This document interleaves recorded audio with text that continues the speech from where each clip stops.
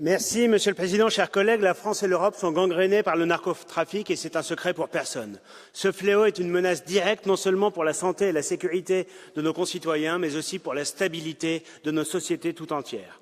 Sur notre continent, 40% des réseaux criminels et 50% des homicides sont liés directement au trafic de drogue. En France, les violences liées au narcotrafic ont fait 110 morts et 341 blessés en 2024. Derrière ces chiffres, ce sont des familles brisées, comme celle de Mehdi Kessassi, des forces de l'ordre tuées, comme lors de l'évasion de Mohamed Armab. Ce sont aussi des institutions qui cèdent à la corruption et des quartiers entiers pris en otage par ces réseaux criminels, toujours plus violents et organisés. Cette situation est le résultat de trop d'années de laxisme politique et juridique. Pendant que les narcotrafics prospèrent, ce sont les honnêtes gens qui paient le prix fort. Si nous ne prenons pas des mesures fortes, nous sommes réduits à devenir, nous aussi, un narco-État. Ce que nous vivons jusqu'à présent en France n'est qu'un début.